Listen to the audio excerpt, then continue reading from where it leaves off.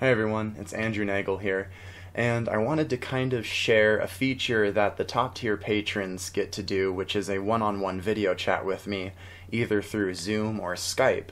And I got to do my first Zoom meeting with Gwyneth from Australia the other day. That was last week, or it was a while ago at this point. But it was a really great conversation that we had. I tried recording it because, I thought if we had covered some good topics, it would make a good video for you all.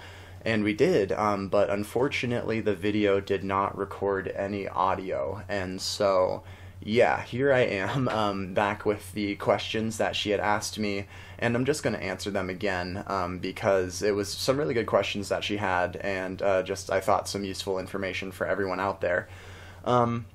I'm also going to be posting this to the YouTube channel for everyone up there to see, and so for all the people who are watching it there, that is a feature of my top tier patrons. You get a one-on-one video chat time with me either Monday through Friday. They're half-hour slots available from 10 a.m. to 7 p.m., and that's MST, and so Mountain Standard Time. Try to figure out, what your time zone difference is before me, whereas Gwyneth was, I believe it was 16 hours ahead of me. When we were chatting, it was Friday evening for me, but it was Saturday morning for her, and so that was a little interesting there. But yeah, and so a couple of the things that she had asked me was if I was going to be doing a couple more videos covering ways of setting smaller stones, and I definitely am. I actually was requested by one of my other patrons to cover how to set kind of oddly shaped smaller stones, and that video is coming. I was also asked how to set heart-shaped stones, and that video is going to be coming as well. I also have videos available showing how to set 3mm calibrated rounds. You can also do those same styles of settings with like 2mm or even larger millimeter stones as well, like, up to 4 and 6. I've also done a tube setting video that is out there. I will link all of those in the description for my Patreon members. For my YouTube people, you'll be able to access what is available on the channel, and I'll link those in the description. But there are going to be some videos that you guys don't have access to because they're exclusively on the Patreon channel, so it's definitely worthwhile to check out. I have over 40 tutorials there, I believe it was. It was either 30 or over 40, one of the two. And a lot of talking points as well, just covering different topics, and I'm going to start adding more of those. Another question that Gwyneth asked me is what is burr life? And she had seen the little blue puck that is this little thing in one of the videos, and wasn't quite sure what it was because I didn't go over it. And burr life is a lubricant that you can apply to your burrs or your saw blades, and it extends the life of them. That is thus the name of burr life. And then the next question that she asked me is, how did you sell your first piece? And that was a great question, especially because it was such a long time ago. I've been working in this field for almost 6 years now. It's been 5.5 years. It'll be 6 years around September. So my first piece, I believe, was sold through a shop, and I believe it was sold through this shop called Garlic Fusion. It was a little local shop that was in the town that I live in, because they've closed up since. They did consignment for me there. And consignment can be a good option for a lot of, artists who don't have that big of a following. It can get you more of a local following. It can get you more well-known in your community, and that's always a great start to building your platform. And it also kind of teaches you a lot about building a relationship with either a shop owner or just building a relationship with a customer in general, because even though they are displaying your pieces, they are your customer because they are, they're basically displaying your work, and so I would consider them a client, more so than a customer. What is kind of the downfall of that route is that a lot of people who do that sort of display for you will often charge around 40%, as a fee once the piece sells, and so you have to work out your pricing with that. And that can be kind of a shot in the foot, to be completely honest. That's just a lot. Let's be honest here, 40% is a lot. And so if you're, upcharging your pieces to go into the store, then you're not really feeling the loss so much. But for those people who don't really have as much of a following and aren't really pricing out their pieces super high valued, that can be a lot of money. And so another option that I was telling Gwyneth was that sometimes it's worthwhile to just approach them with a case of your work and say, I can sell it to you for like 30 to 35% off of my retail value, and that gives them a wholesale cost, a wholesale case pretty much. And I've found success with that a couple of times, and for you, that kind of gives you your money up front. You're not waiting on the pendants to sell. That also gives you a little bit more. But, at the same time, when you're losing 40% off of like a sale of a pendant each month after you've given a shop like, 5 pieces, that can just kind of be a drag. But if you're selling a wholesale case, it's a bit more worthwhile to take that loss because, you're selling 5 pendants at once to a place. So that might be an option to check out or something to think about, and just figure out a good way to display your pieces so that way when you come in they look nice, and make sure you have some talking points figured out in your head so that way you know what you want to go over with those shop owners when you approach them. Things like price points and what you sell your pieces for and what you can offer them. And so which channels do I use to advertise my pieces? That was another question that Gwyneth asked me. I use all of them pretty much. I have some negative feelings about TikTok, to be completely honest, just because I feel it's kind of like a video farm thing. Like, it really forces you to be on the platform, and I don't know if that's really necessarily good. But I suggest getting on as many channels as you can, get in front of as many eyes as you can, and so start a Twitter. Start a, Facebook if you don't have one. Start an Instagram, all of those things. I would suggest starting an Instagram and Twitter and putting more time and resources into those than Facebook anymore, to be completely honest. I still get a lot of my business from Facebook, but it is getting harder with post reach. Ever since the new year, it seems like they've just changed a lot of things about how your posts are seen and how the interaction changes the post engagement in the future. And so I've just noticed a bit of a decline in my marketing space on Facebook, but Instagram has been good. Twitter is really good for some artists, not so much for myself, but for some artists it's really, really good. And so yeah, just get on as many of those platforms as you can and start getting the name out there. And before you do that though, there was something else that I had talked about with Gwyneth, which was kind of like establishing your artistic vision or establishing your brand. What is it that you want your work to represent, and what is it you want yourself to represent, because your work is going to be representing you. And so, these are all things that you kind of want to think about before you start really putting yourself out there. I made the mistake when I first started of not really doing that, and I just kind of started and came up with the Mad Hatter Productions is what I was for like 2 years. And that was okay for the time, but it wasn't really... I saw a lot more growth after I'd moved away from that. And, when I came up with Valk9 Designs, I'd put a bit more thought into that and what I wanted that vision to be and that mission for my brand to be.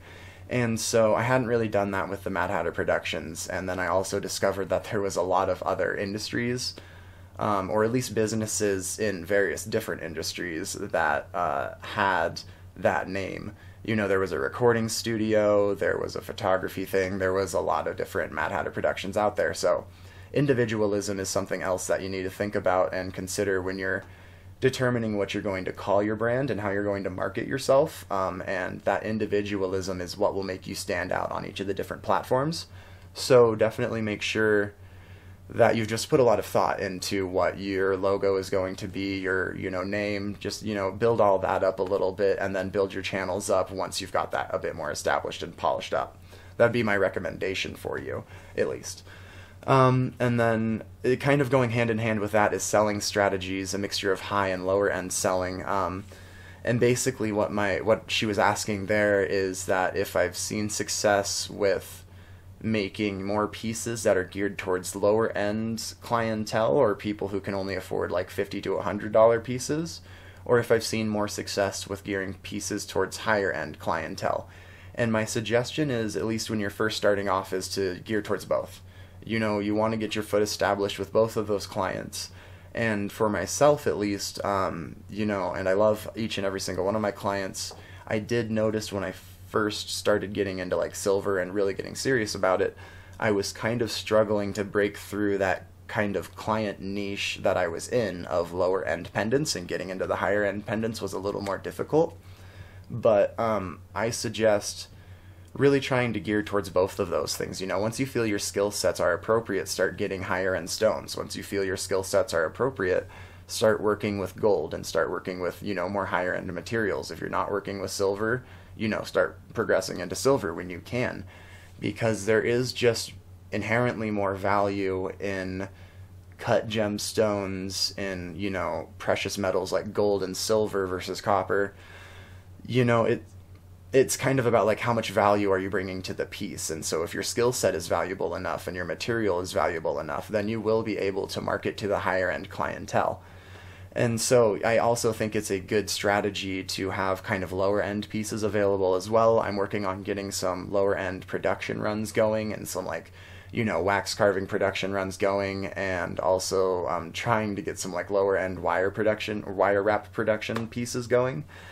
And I've seen some success with doing production runs in the past, and I've also seen some failures with my production runs.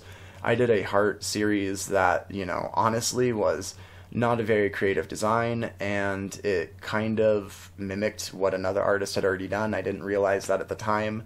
I had posted it, he had approached me, and we were, you know, really civil about it, it was a decent experience all in all.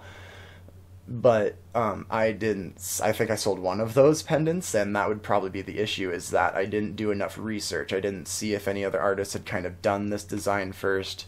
I didn't, you know, I didn't make them individualized enough. And so if you're going to be doing like lower end production series, try and find a way to make them unique still. But definitely make sure no one else has done that before, because you're going to run into issues with selling them if someone has, because it's already kind of out on the market.